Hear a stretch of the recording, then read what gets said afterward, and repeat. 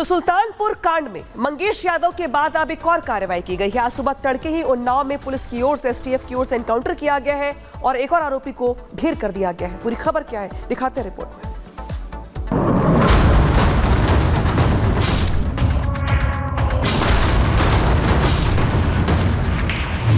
सुल्तानपुर लूटकांड का एक और आरोपी ढेर। एनकाउंटर में मारा गया बदमाश अनुज प्रताप सिंह। बदमाश अनुज प्रताप पर था 1 लाख का इनाम। यूपी के सुल्तानपुर लूटकांड का एक और आरोपी अनुज प्रताप सिंह उन्नाव में पुलिस मुठभेड़ में मारा गया। यूपी एसटीएफ के साथ उन्नाव पुलिस ने बदमाश अनुज प्रताप सिंह को एनकाउंटर में मार गिराया। ये मुठभेड़ उन्नाव के थाना अचलगंज में हुई। बताया जा रहा है कि जब पुलिस ने बदमाश अनुज और उसके साथी को सरेंडर करने के लिए कहा तो आरोपी अनुज ने पुलिस पर फायरिंग कर दी, जिसके बाद यूपी एसटीएफ की तरफ से भी जवाबी फायरिंग हुई और बदमाश अनुज प्रताप सिंह गोली लगने से घायल हो गया, जबकि अनुज का साथी पुलिस को चकमा देकर भाग निकला। एनकाउंटर की जानकारी जैसे ही इलाके में फैली, भीड़ लग गई, जिसके बाद पुलिस तुरंत बदमाश अनुज को लेकर जिला अस्पताल पहुंची, जहां डॉक्टरों ने उसे मृत घोषित कर दिया। उन्नाव क्षेत्र में मुठभेड़ हुई, जिसमें एक बदमाश घायल हुआ और दूसरा मौके का फायदा उठाकर भागने में सफल हो गया। घायल बदमाश की शिनाख्त अनुज प्रताप सिंह पुत्र धर्मराज सिंह निवासी ग्राम जनापुर थाना मोहनगंज जनपद अमेठी के रूप में की गई है, जो 1 लाख का इनामिया था। प्राथमिक उपचार के बाद जिला अस्पताल उन्नाव भेजा गया। जिला अस्पताल में अभियुक्त को चिकित्सक द्वारा मृत घोषित कर दिया गया। अनुज अमेठी के जनापुर गाँव का रहने वाला था। आरोप के मुताबिक अनुज 28 अगस्त को सुल्तानपुर में एक ज्वेलरी शॉप में हुए लूटकांड में शामिल था और तभी से पुलिस को उसकी तलाश थी। सुल्तानपुर लूटकांड में पुलिस ने अब तक आधे दर्जन से ज्यादा आरोपियों को गिरफ्तार कर लिया है। 2 आरोपियों का एनकाउंटर हो चुका है, जिसके बाद मंगेश यादव का एनकाउंटर होता है। मुख्य आरोपी विपिन सिंह कोर्ट में सरेंडर कर देता है। उसके बाद 4 और जो आरोपी हैं उनको भी पुलिस पकड़ती है, उनके पास से आभूषण बरामद होते हैं। इसके बाद अजय यादव का हाफ एनकाउंटर होता है, उसके पैर पे गोली लगती है। और अब अनुज सिंह जो इस मामले में एक महत्वपूर्ण किरदार है, अनुज सिंह के भी एनकाउंटर हुआ है। गौरतलब है कि सुल्तानपुर में ज्वेलरी शॉप में हुई डकैती के मामले में पुलिस ने अब तक 5 बदमाशों को गिरफ्तार किया है, जबकि 3 बदमाशों का एनकाउंटर हो गया है, जिसमें 2 बदमाश मंगेश यादव और अब अनुज प्रताप सिंह पुलिस एनकाउंटर में ढेर हो चुके हैं। Bureau report Bharat. आगे बढ़ते हैं और अब आपको दिखाएंगे कि किस तरीके से तिरुपति बालाजी में मंदिर के प्रसाद में मिलावट की गई और उसके बाद अब पश्चाताप किया जा रहा है।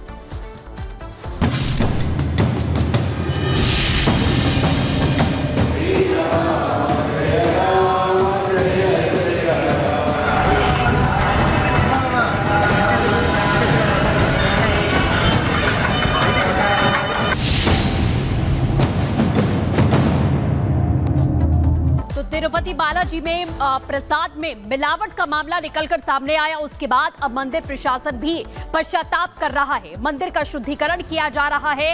रसोई घर में यह प्रसाद बनाया जाता था और आपको बता दें कि आज सुबह 6 बजे से शुद्धिकरण शुरू होता है और 4 घंटे तक चलता है, जिसकी तस्वीरें भी निकलकर सामने आई हैं पूर्ण रूप से मंत्रोच्चारण के साथ में। आपको दिखाते हैं इस रिपोर्ट के जरिए।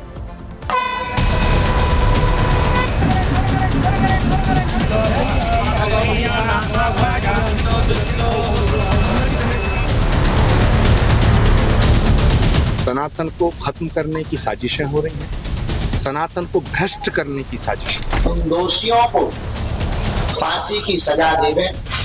मंदिर का शुद्धिकरण, महाशांति का यज्ञ।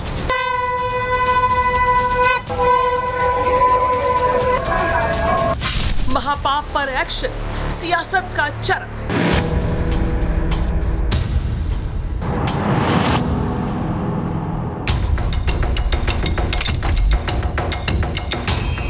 तिरुपति बालाजी मंदिर के महाप्रसाद में चर्बी मिले होने का मामला दिन ब दिन बढ़ता ही जा रहा है।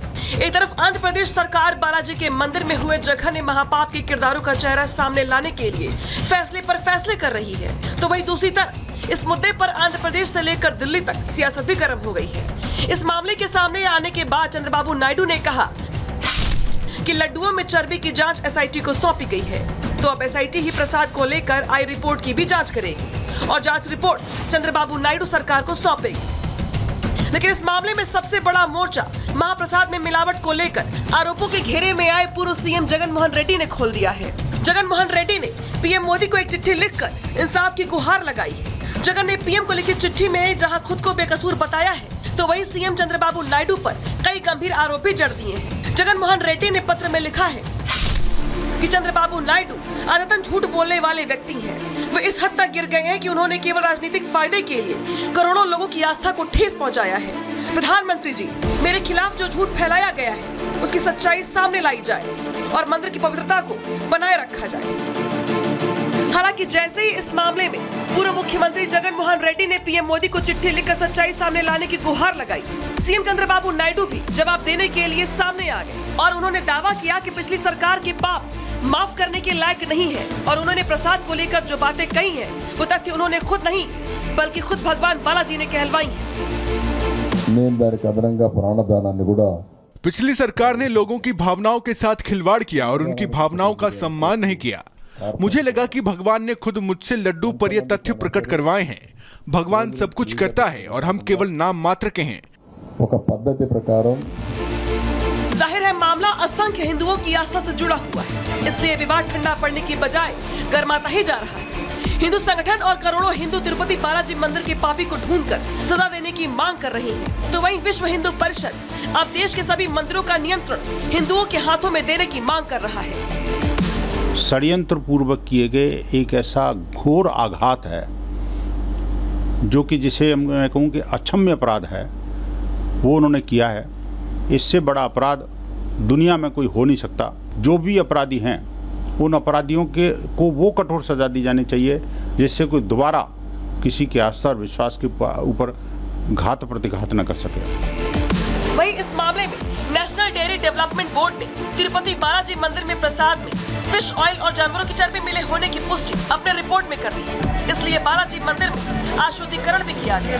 पूरे मंदिर में गंगाजल छिड़का गया और शुद्धिकरण से जुड़े तमाम अनुष्ठान भी किए गए।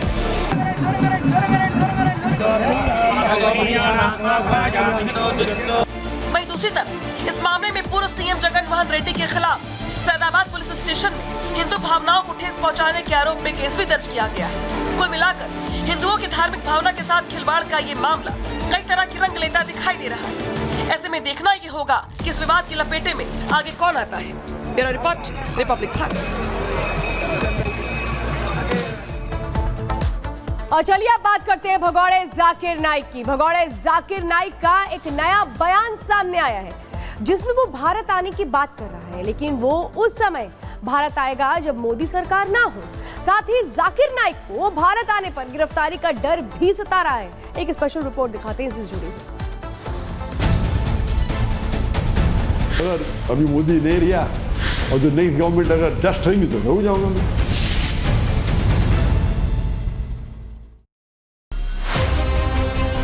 उनके लिस्ट में तो नंबर 1 है जाकिर नाइक ये।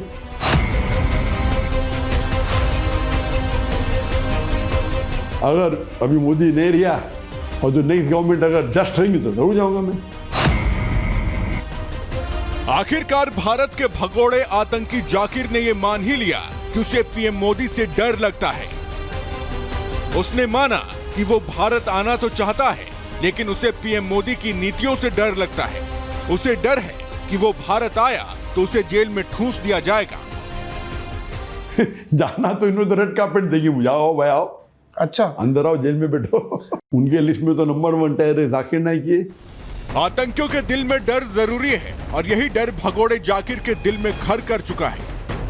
इसीलिए वो कबूल कर रहा है कि जब तक भारत की कमान पीएम मोदी के हाथों में है, वो भारत की पवित्र भूमि पर अपने नापाक कदम नहीं रख सकेगा। लेकिन भगोड़े नाइक को एक उम्मीद भी है। उसे उम्मीद है कि एक दिन भारत में विपक्ष की सरकार आएगी और भारत आने का उसका सपना पूरा हो सकेगा। अब इंडिया आप नहीं जाएंगे? न, अल्लाह चाहो तो क्यों नहीं। अगर अभी मोदी नहीं रहा और जो नई गवर्नमेंट अगर जस्ट रहेंगी तो जरूर जाऊंगा मैं। क्योंकि अभी तक के I have not been convicted. किस प्रकार से एक सॉफ्ट कॉर्नर है आतंक के लिए कांग्रेस के मन में और इंडिया अलायंस के मन में, ये हमने बार बार देखा है। और इसी कॉन्फिडेंस के चलते जाकिर नाइक को भी लग रहा है कि यदि कभी इंडिया अलायंस कांग्रेस की सरकार आ जाएगी तो मैं फिर से भारत आ जाऊंगा। जाहिर है भगोड़े के विपक्ष प्रेम पर सवाल तो पूछे जाएंगे, इसलिए बीजेपी ने सवाल पूछ लिया। लेकिन भगोड़े जाकिर के पाकिस्तान प्रेम और हिंदुस्तान के खिलाफ नफरत पर विपक्ष का क्या स्टैंड है, इस पर इंडी गठबंधन के नेताओं की जुबान से अब तक जवाब नहीं फूटे हैं। पहले पाकिस्तान आने के लिए पाकिस्तान वीज़ा मिलना मुश्किल है, लेकिन मेरे लिए बहुत आसान था। सब लोग जानते हैं, मेरे वालिद भी जानते हैं। तो पाकिस्तान वीज़ा मिलने तो मेरे लिए तो एक फ़ोन कॉल था। मैं तो पाकिस्तान से मोहब्बत करता हूँ। भगोड़ा जाकिर अपने बेटे के साथ पाकिस्तान जा रहा है। वो वहाँ लाहौर से लेकर कराची तक भारत के खिलाफ जहर उगलेगा। बेशक वो वहाँ अपने आकाओं से नए टास्क भी लेगा, लेकिन उसे भी पता है कि मौजूदा सरकार की नीतियों की बदौलत अब वक्त की रेजगारी में अब उसके खनखनाते फुटकर नफरती सिक्के नहीं चलने वाले हैं, और ये बात खुद जाकिर कबूल कर रहा है। Bureau report, Republic Bharat.